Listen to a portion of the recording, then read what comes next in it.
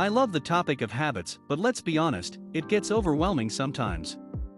There are articles telling us to change all of our life in a matter of seconds, as if it was no biggie. I'd love to meditate for 2 hours every day and read 2 books a week, but I'm sorry, I've only got 24 hours and other tasks to do. That's why I started implementing microscopic habits in the past few years. These never took much time away and don't steal my energy as some other habits do.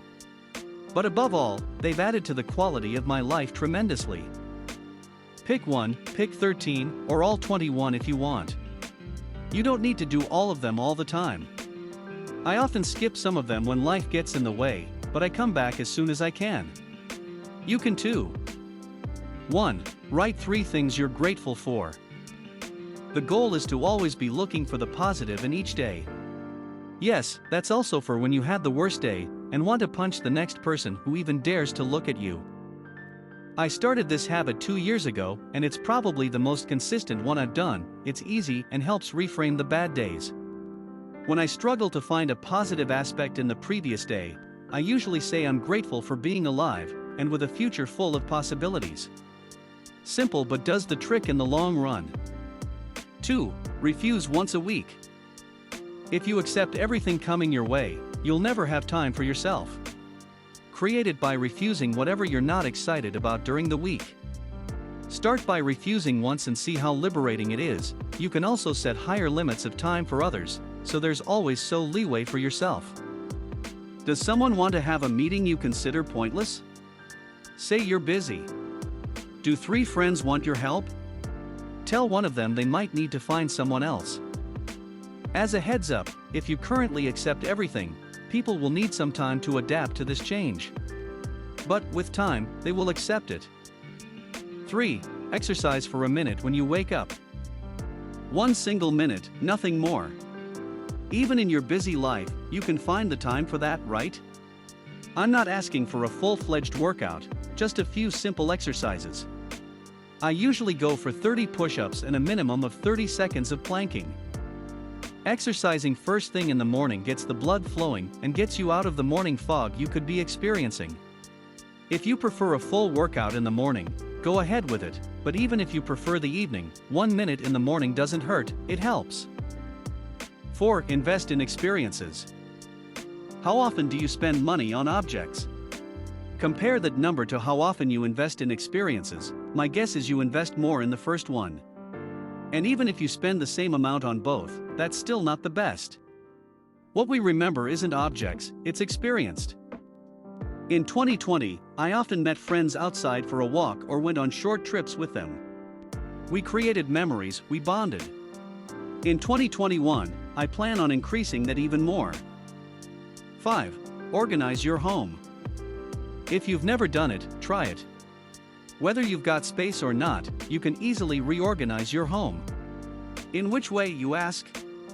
Well, that'll depend on what you do at home. For me, I have set different spaces for different tasks: reading, working, meditating, sleeping, gaming, and so on. When I play League of Legends, I transfer my computer to the dedicated spot for gaming.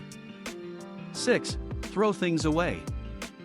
If you've never consciously made an effort to throw something you had kept because it could be useful, then try it today. It's liberating. You might get a taste for it and keep doing it, or you might want to throw 465 items as I did in November following Min's game. Either way, there's a lot of rubbish you could throw away, and that creates space. There's also a lot of stuff you're hanging on to even though it doesn't deserve it. My 11-year collection of the monthly free magazine Korea definitely didn't have to stay. Neither did my broken nunchuck. 7. Manage your money. This is not about investing, although that's also a good habit. This is about knowing where your money is coming from and going to. Most parents have this somewhat figured out, but I've seen many other people completely ignore this.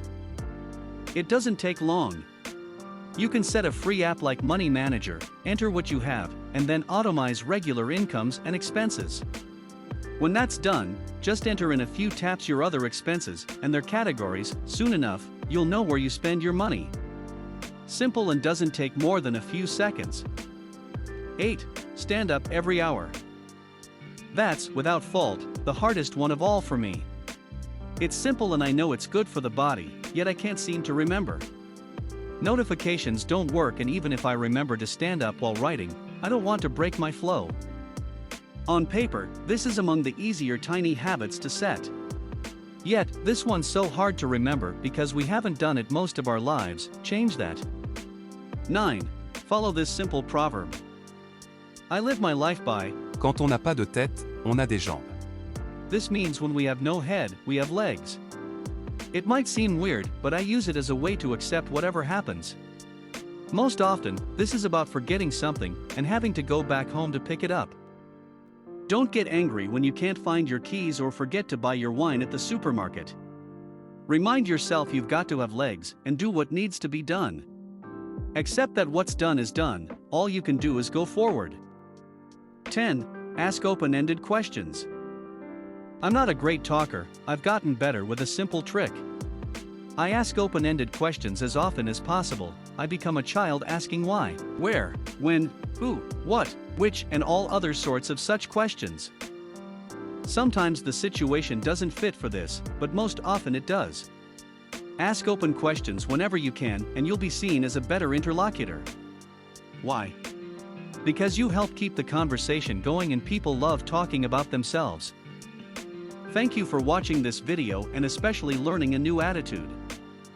If you will implement this to your mindset, please give the video a like, so I know how many of you try to be 1% closer to their goals. See you guys in the next few days. Stay strong.